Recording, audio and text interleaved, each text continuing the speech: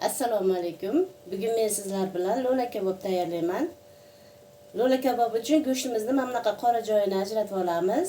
Mana men mana bunaqa qilib kusuk qilib to'g'rab tayyor qilib oldim. Endi bularni cho'perda o'tkazib olamiz.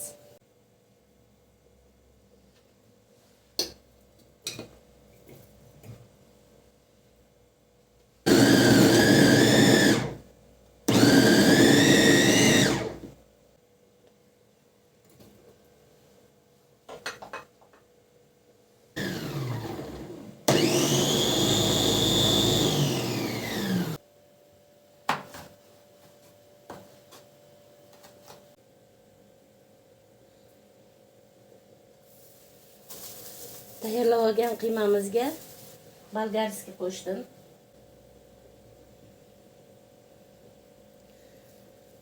Bu peripravalar ichida ta'bga qarab tuz bor, aralash ziravorlar bor, chayniy soda bor, non soda. Bularni ham qo'shib yuboraman.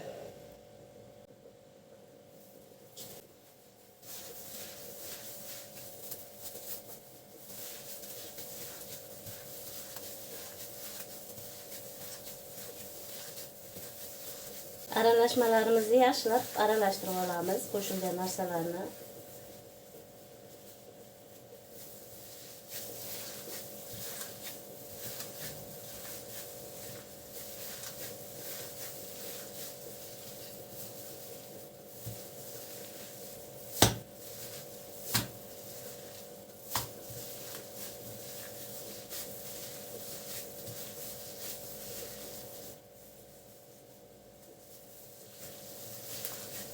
Bolaligimizda loydan mana bunaqa o'ynardik.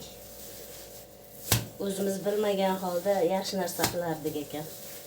Loylarni pishirib uy qurardik. Qaldirg'och uyi, bir narsalar. Mana endi shunaqa qilib qiymani urib, shashlik pishiryapmiz.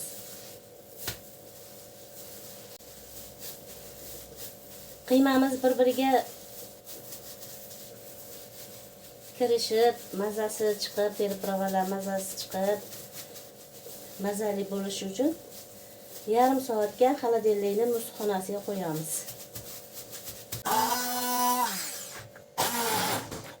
Tayyorlagan narsangizni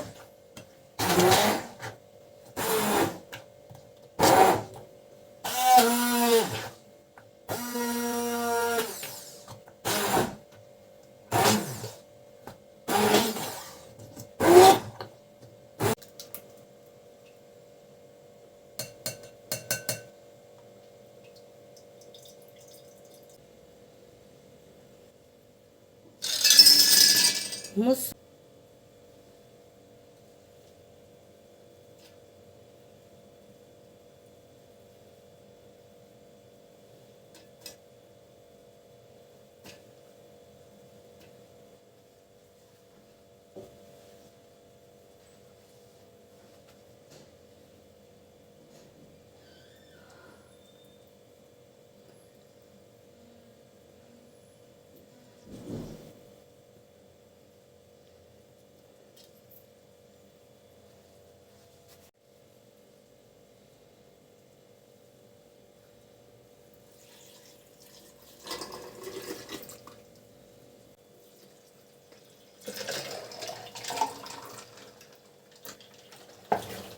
Biz oilada 3 kishimiz. Shuning uchun tayyorlagan qiymamni 6 ga bo'lib oldim.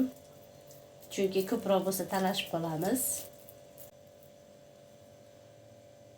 Mana kaboblarimizni issiqqa tortib oldim. Endi oldindan qizdirilgan duxovkaga qo'yaman.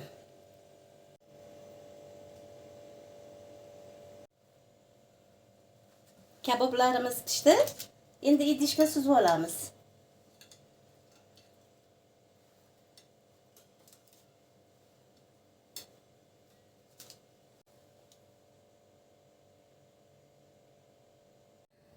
Mana lo'li kabobimiz tayyor bo'ldi. Men bu taomni tushlikka tayyorladim. Yaxshi bo'lsa ham, yomon bo'lsa ham fikrlaringizni kommentariyada qoldiring. O'qib juda ham xursand bo'laman.